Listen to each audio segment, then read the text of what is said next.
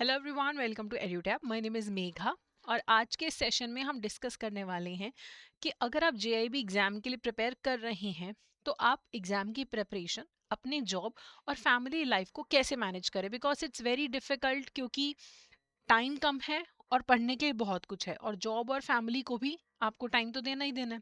ठीक है, तो आज हम डिस्कस करेंगे आपकी प्रिपरेशन स्ट्रैटेजी क्या होनी चाहिए एग्जाम के लिए, आप वर्क, फैमिली और स्टडी को कैसे मैनेज करेंगे, एंड आपको क्या कॉमन मिस्टेक्स अवॉइड करनी है when you are preparing for JIB November 2026 examination. तो आगे बढ़ने से पहले मेरी एक छोटी सी रिक्वेस्ट है, इसी वीडियो की डिस्क्रिप्शन में आपको ना ई बुक्स का लिंक मिलेगा जिसमें आपको इंपॉर्टेंट टॉपिक्स मिलेंगे, प्रीवियस ईयर क्वेश्चंस मिलेंगे मई 23 से लेके मई 26 तक के, प्लस आपको मोस्ट इंपॉर्टेंट एमसीक्यूज भी मिलेंगे, ताकि आप अपनी जो प्रिपरेशन है वो एग्जाम की रिक्वायरमेंट के हिसाब से अलाइन कर सके। तो फ्री ऑफ कॉस्ट है, आप इसे डिस्क्रिप्शन में से ई बुक्स को डाउनलोड कर सकते हैं। चलिए, अब हमें ना एग्जाम की स्ट्रैटेजी बनाने से पहले वी शुड नो एग्जाम कब है। तो देखिए, रजिस्ट्रेशन 1 अगस्त से स्टार्ट हो जाएगी। ओके, 1 अगस्त से 21 अगस्त तक आपके जो रजिस्ट्रेशन है वो चलेंगे। पहले हफ्ते में नॉर्मल फीस है, दूसरे हफ्ते में 100 रुपीज़ एक्स्ट्रा लगेंगे और तीसरे हफ्ते में 200 रुपीज़ एक्स्ट्रा लगेंगे अबव दी नॉर्मल फीस। अब एग्जाम आपका नवंबर में है। 1 नवंबर IEN IFS, then a big gap of 3 weeks, then 22 नवंबर को PPB, 28 नवंबर को AFM और 29 नवंबर को RBWM का आपका पेपर है। तो यू शुड नो आपके पास कितना टाइम है। So you have July, August, September and October. तो 4 मंथ्स है आपके पास। अभी से अगर आप प्रिपरेशन स्टार्ट करेंगे तो आपको ना कभी भी बर्डन नहीं फील होगा प्रिपरेशन का। You will be able to manage everything. ठीक है, तो सबसे पहले आपको ये देखना है, आपके पास 4 महीने का समय है। वही बात की बर्डन नहीं फील होगा अगर आप अभी से स्टार्ट करते हैं। अगर आप लास्ट मंथ में प्रिपरेशन स्टार्ट करते हैं तो आपको सब कुछ साइड पे रख के जॉब, फैमिली, सिर्फ पढ़ना पड़ेगा। वो पॉसिबल नहीं होता। अभी क्या है, अभी आप चीज़ों को बैलेंस करके चल सकते हैं। तो सबसे पहले तो स्टार्ट नाउ। ओके, दूसरा, पहले दूसरे महीने में ना फाउंडेशन बिल्ड करो। जो आपके सब्जेक्ट्स हैं उनको अच्छे से आप कवर कर लो। ज्यादा बर्डन नहीं लेना, हर चीज को समझने पे फोकस करना है पहले 1.5 से 2 महीने में। दूसरे महीने में आपको प्रैक्टिस करनी शुरू करनी है, मॉक टेस्ट आपको करने शुरू करने हैं। तीसरे महीने में मॉक टेस्ट करिए, रिवाइज करते रहिए। और चौथा जो महीना होगा, जो लास्ट मंथ होगा, उसमें आप फुल लेंथ मॉक टेस्ट करिए और रिवीजन करते रहिए। ठीक है, पहले 2 महीने में फाउंडेशन बनाइए, थर्ड मंथ में आके जो आपको डिफिकल्ट चीजें लगती हैं उनको ज्यादा प्रैक्टिस करिए, ज्यादा पढ़िए, मॉक टेस्ट प्रैक्टिस करना शुरू करिए, chapter wise mock test, previous year questions, and फिर अल्टीमेटली आखिरी मंथ में क्विक रिवीजन करिए। और सिर्फ जो फुल लेंथ मॉक टेस्ट है कि 2 घंटे में मैं कैसे 100 क्वेश्चन सॉल्व करूं, इन चीज पे आपको फोकस करना है। ठीक है, तो ये आपकी स्ट्रैटेजी रहनी चाहिए। चाहे आप सेल्फ स्टडी कर रहे हैं, चाहे आप किसी कोर्स के थ्रू प्रिपरेशन कर रहे हैं, इट इज़ वेरी इंपॉर्टेंट कि अभी से आप प्रिपेयर करना स्टार्ट करें।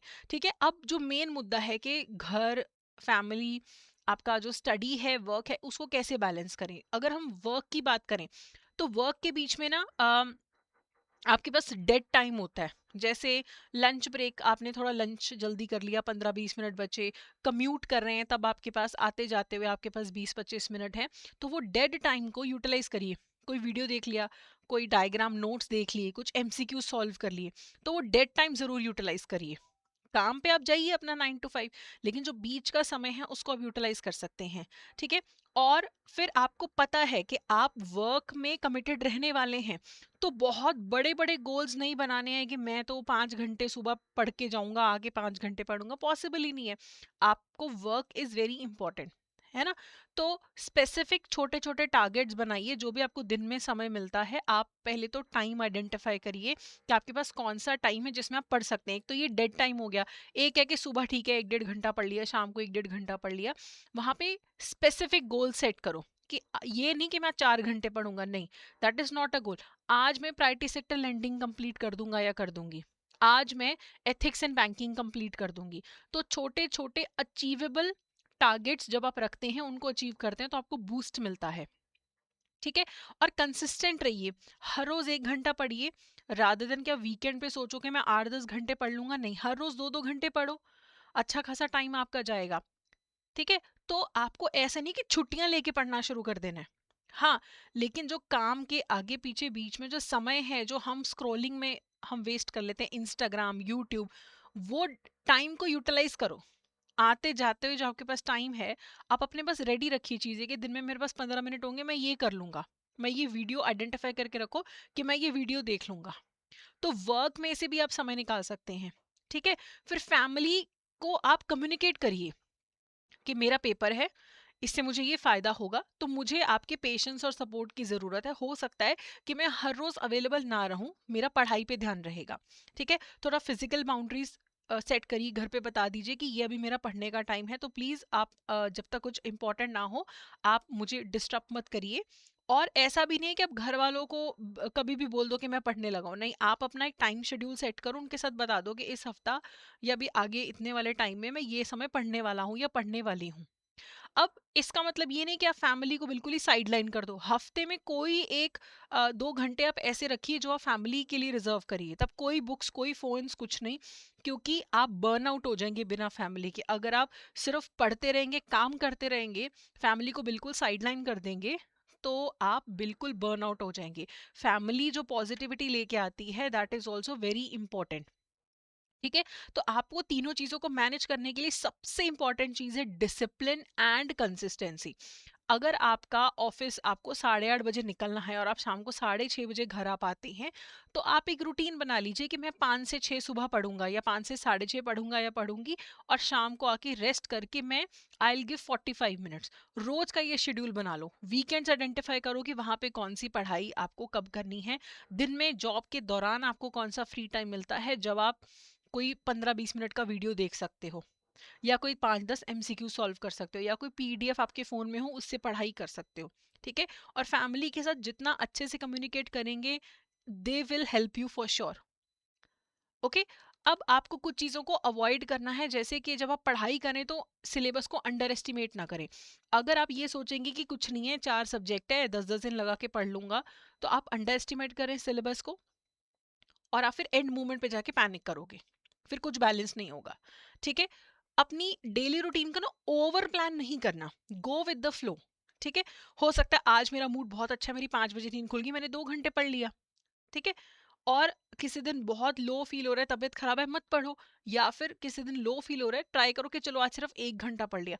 बहुत माइक्रो मैनेज नहीं करना है, लेकिन हाँ, there should be a routine but not micro management, कि एक एक 5-5 मिनट का आपको वो हिसाब रखना है। हाँ, इफ यू हैव टाइम दिन में तो ठीक है, आप उसके लिए एक चीज रखो कि मैं ये पढ़ लूंगा। ठीक है। और पढ़ाई में मॉक टेस्ट को कभी भी इग्नोर नहीं करना कि मैं 4 महीने पढ़ता ही जाऊं। मॉक टेस्ट अटेम्प्ट करना, देखना कि मेरी प्रोग्रेस कितनी हुई है, is very important. Important modules पे फोकस करना बहुत जरूरी है, क्योंकि काम, घर और पढ़ाई, तीनों चीजें अगर बैलेंस करनी है, 100% सिलेबस नहीं भी करेंगे कोई दिक्कत नहीं है। जो इंपॉर्टेंट चीजें हैं उन पे फोकस करिए, ताकि आप एग्जाम इजीली क्लियर कर सकें। और मल्टीपल सोर्सेज मत फॉलो करो। पहले ही समय के इतनी ज़्यादा कमी है, उसमें भी अगर आप सोचो कि मैं यहाँ से भी पढ़ लूँ, वहाँ से भी पढ़ लूँ, ये कोर्स भी ज्वाइन कर लूँ, बुक्स भी खरीद लूँ, यहाँ से टेस्ट सीरीज भी ले लूँ, आपकी प्रिपरेशन डिफिकल्ट हो जाएगी। So don't follow multiple sources. Identify करिए कि कहाँ से मुझे बेस्ट बेनिफिट मिलेगा, कि यहाँ से सोर्स मैं क्रैश कोर्स यूज़ करूँ, या फिर मैं सेल्फ स्टडी करूँ, या मैं यूट्यूब यूज़ करूँ, ताकि जो आपका कम समय है उसको आप अच्छे से यूटिलाइज कर सको। अब अगर तो आपने सेल्फ स्टडी करनी है, तो you can go for the Macmillan books, they are the gold standard. Although कुछ अपडेट्स रिक्वायर्ड हैं, और आप यूट्यूब से भी हेल्प ले सकते हैं। लेकिन अगर आप एक अच्छे सोर्स से प्रिपेयर करना चाहते हैं जहाँ पे कम समय में अच्छी प्रिपरेशन हो जाए, तो आपको edutap.in पे जाना है। कोर्सेज में आप जाएंगे, वहाँ पे JIB कोर्सेज पे आप जाइए। JIB कोर्सेज में ना, अभी अगर आप चाहते हो कि बहुत ही कम समय में अच्छी तैयारी हो जाए, तो लाइव क्रैश कोर्स की क्लासेस आज ही स्टार्ट हुई हैं। तो इसमें आपको लाइव क्लासेस मिल रही हैं हर सब्जेक्ट की सिर्फ 15।